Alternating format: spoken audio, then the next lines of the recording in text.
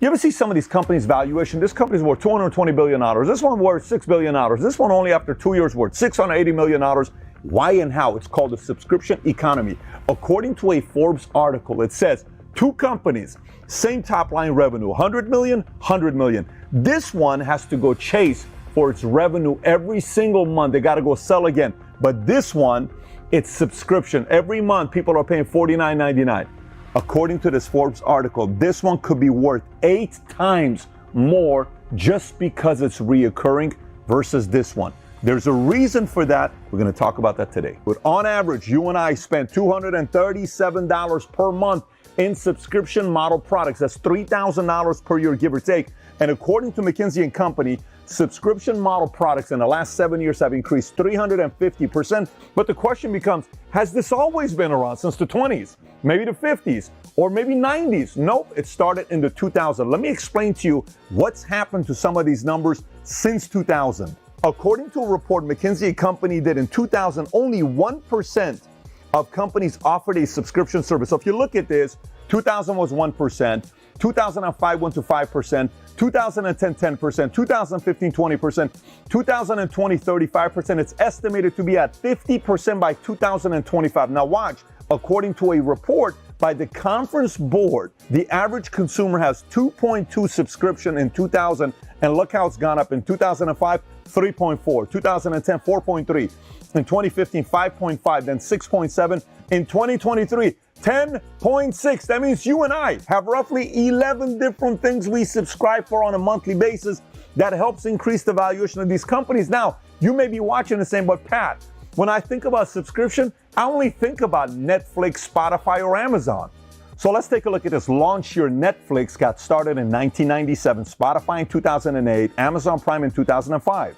Pricing, when they started doing their monthly subscription, Netflix is $8.99 a month. It starts at $9.99 at Spotify and $12.99 at Amazon Prime. Let's take a look at number of subscribers as of 2021. Netflix has over 200 million. Spotify has over 365 million. Obviously, that includes both free and paid.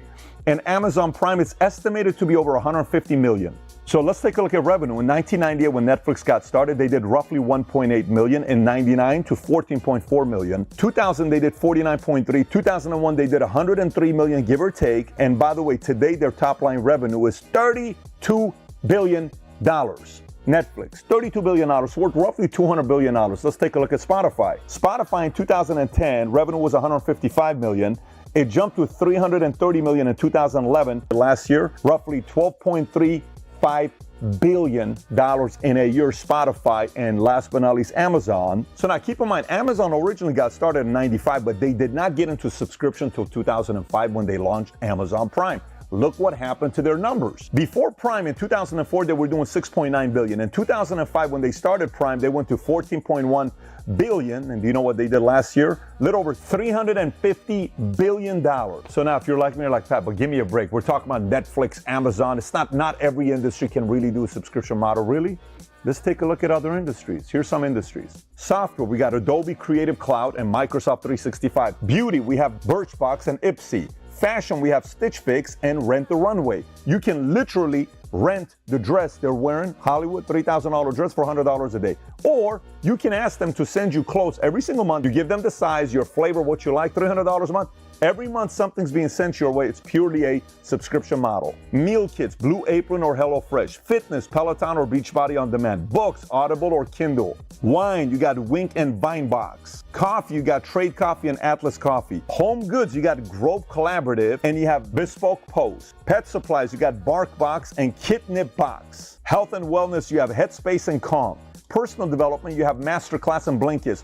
Language learning, you have Rosetta Stone and Duolingo Plus. Crafts and do-it-yourself, you have Craftsy and Crafter's Box. Education, you have Udemy and Coursera. And by the way, I've been in the insurance space for a long time. Why do you think these businesses are worth as much as they do? Because insurance is what? Reoccurring. Auto insurance, reoccurring. Health insurance, reoccurring. So now what are the advantages of having a subscription model as a company? Number one, you have recurring revenue. Number two, scalability. Number three, customer retention. Number four, enhanced customer engagement. 5, improved brand image. 6, rapid growth. 7, diverse industry presence. 8, data-driven insights. 9, flexibility and scalability. 10, innovative pricing structure. 11, market disruption. 12, expansion into B2B space. And just like any other business, if you don't take care of your customers, they're going to go somewhere else, which means you're dealing with the downfall of churn. You got to keep showing up. Competition, you got to keep getting better. Compliance, you got to make sure you meet those guidelines. So now you may be watching and say, Pat, I'm not Netflix, I'm not Amazon, I'm not Spotify. What do I do about this? Look, the whole purpose of this video is to get you thinking.